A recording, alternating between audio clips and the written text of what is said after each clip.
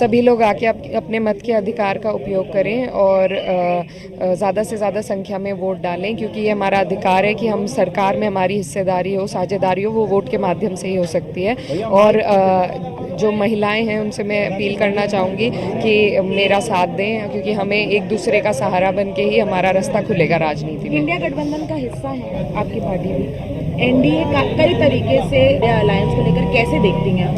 NDA का कोई जनाधार नहीं है, एनडीए ने कोई काम नहीं किया। आज वो काम के बलबूते पे वोट मांगने में बिल्कुल असफल हैं, तो इसीलिए बेकार की बातें कर रहे हैं। उनको बात करनी चाहिए, क्योंकि वो 10 साल से सत्ता में हैं। उनको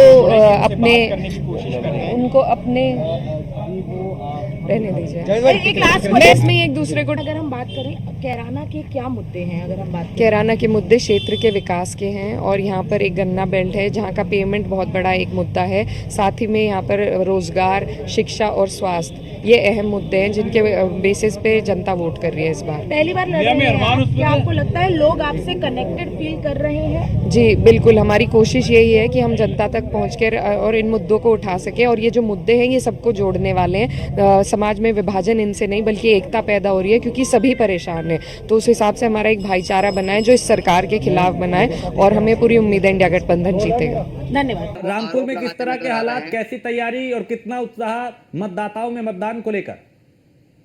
बिल्कुल, अगर राज्य की बात करी जाए तो इस वक्त हम लोग राजकीय विश्वविद्यालय में खड़े हैं। ये भी एक मतदान केंद्र है, लेकिन अभी इस वक्त बात की जाए तो यहाँ पर बहुत सारी बदलाव देखा गया था और गर्म माहौल भी देखा गया था। वोटों को लेकर के अगर बात की जाए तो यहाँ पर लोगों का कहना था कि वोट नहीं डाल सकते, ऐसी कुछ चीजें थी। तो हम यहाँ पर लोगों से बात करते हुए जानने की कोशिश करते हैं कि क्या वो कुछ माहौल था और क्या कुछ सारी चीजें छोटे को देखने को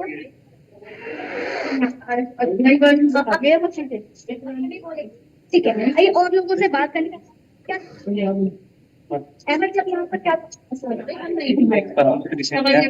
मतदान होता है, क्या मुद्दे रहने वाले हैं इस बार? देखिए, वोट डालने के बाद डिस्कशन करें तो ज्यादा बेहतर रहेगा। आप वोट डाल दीजिए। तो देखिए अभी ठीक है आस्था, हाँ बिल्कुल, मैं लौटता हूँ आपके पास। विनीत, अगर यहाँ की बात करें तो क्या समीकरण बन रहा है, क्या मुद्दा जिस पे आज वोटिंग हो रही है और कितना उत्साह यहाँ मतदाताओं में दिखाई दे रहा था? ये दुनिया का सबसे बड़ा लोकतंत्र और सबसे पुराना लोकतंत्र भी है, लेकिन सबसे युवा आबादी वाला देश भी है।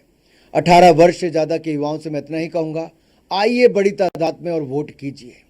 चुनिए एक मजबूत सरकार जो जैसे देश आगे बढ़ रहा और आगे बढ़े, और हमारा देश इसी तरह से विकसित भारत भी बने।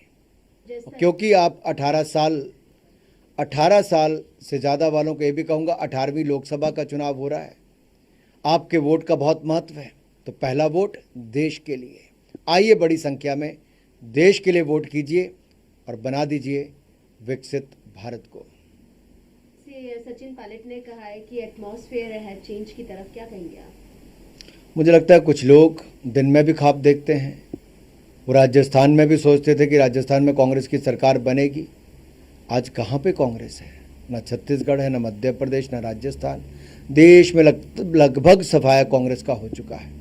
भारतीय जनता पार्टी 400 पार करेगी, कांग्रेस 40 के लिए संघर्ष करेगी। इसीलिए तो कांग्रेस आज वापस बैलेट बॉक्स पर जाने की बात करती है, पेपर पे जाने की बात करती है, क्योंकि उस समय पोलिंग बूथ को लूटने का काम होता था। बैलेट बॉक्स पर फर्जी ठप्पे लगाए जाते थे, कैसे आतंक फैलाया जाता था। लेकिन आज ईवीएम के कारण पारदर्शिता है, चाहे किसी एक की सरकार को दूसरी की हो।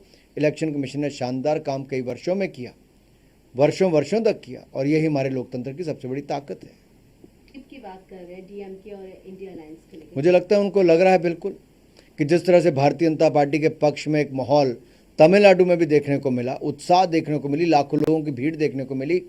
लोग जो विकल्प चाहते थे तमिलनाडु में, वो भारतीय जनता पार्टी में देखते हैं।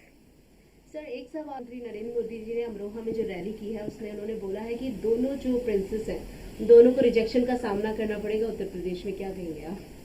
देखिए, ये दोनों आज से कुछ साल पहले भी आए थे, 7 साल के बाद नए प्रिंट में आए हैं। पहले यूपीए के चोले में आए थे, आज इंडी के चोले में आए हैं, लेकिन पीछे वही भ्रष्ट चेहरे, वही फेल प्रोडक्ट सामने आए हैं, जिनकी जितनी बार मर्जी मार्केटिंग